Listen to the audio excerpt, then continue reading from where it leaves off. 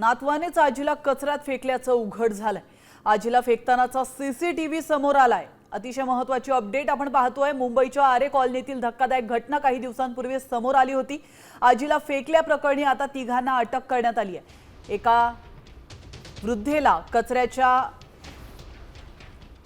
कचऱ्यामध्ये फेकण्यात आलं होतं आणि त्यानंतर ही बातमी साम टीव्हीने दाखवली होती।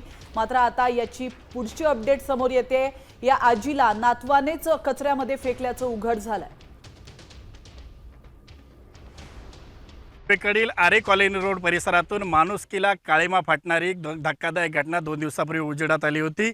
या ठिकाणी आपल्या वयोवृद्ध आजीला रुग्णालयातून घरी न नेता थेट जंगलातील कचराकुंडी परिसरामध्ये टाकण्यात आलं होतं। यानंतर या ठिकाणी जे आहे ते आरे रोड पोलिसांनी देखील तपास केला होता। मात्र या ठिकाणी ती आजी सापडली होती। त्या आजीला कुठलीही माहिती देता येत नव्हती। मात्र प्रत्यक्षात जेव्हा पोलिसांनी तपास केला, या तपासानंतर आरे पोलिसांनी जे घटनास्थळापासून 50 ते 60 सीसीटीव्ही कॅमेरे तपासल्यानंतर जे आहे ते आरोपींना या ठिकाणी आरोपीची निश्चिती करण्यात आली होती। आणि यानंतर काल रात्री जे आहे ते त्या आजीचा नातू आणि त्याचे 2 साथीदार यांच्यावरती गुन्हा दाखल करण्यात आला होता। मात्र ह्या घटनेची जी पार्श्वभूमी होती, या ठिकाणी शनिवारी पहाटेच्या सुमारास आजीला आणून टाकण्यात आलं होतं आणि या ठिकाणी असणारे आरे रोड परिसरामध्ये राहणारे काही तरुण जे आहेत यांनी या ठिकाणी आजीची जंगलात फेकल्याबद्दलची जी माहिती होती ती आरे रोड पोलिसांना दिली होती। आता थेट त्यांच्याकडून जाणून घेऊया।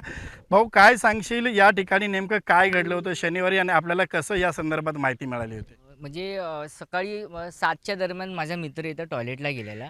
तर त्या ठिकाणी तो टॉयलेटला उभा होता, तर इथे साडी पडलेली आणि तिथे तो टॉयलेटला उभा होता। त्याला असे पाय हलताना दिसले, तर म्हणजे पाय त्याला दिसले, तर त्याला असं वाटलं कुणीतरी मारून टाकलं असेल, म्हणून तो घाबरून आमच्यापर्यंत आला। त्याच्यानंतर आम्ही इथे जेव्हा मी चौकशी करण्यासाठी आम्ही बघायला आलो, काय बघूया। जेव्हा मी माझा कॅमेरा चालू करून आतमध्ये गेलो तेव्हा आजीचे एकदम पाय हलत होते। मी आणखी जवळ जाण्याचा प्रयत्न केला।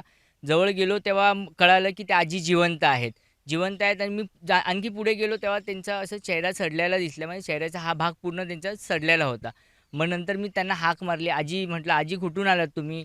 आजी फक्त ओरडत होत्या। आजी म्हणजे जोरजोरात ओरडत होत्या आणि त्यांच्या नातूचं नाव घेत होती, सागर सागर सागर असं जोरजोरात बोलत होत्या। त्याच्यानंतर मी लगेच मग ते जखम दिसली म्हणून आम्ही पुढचं पाऊल नाही उचललं। आम्ही डायरेक्ट 100ला मी माझ्या फोनवरून 100ला कॉल केला। 100ला कॉल केल्याच्यानंतर पोलीस मदत घेतली। पोलीस अर्ध्या तासानंतर पोलीस आले।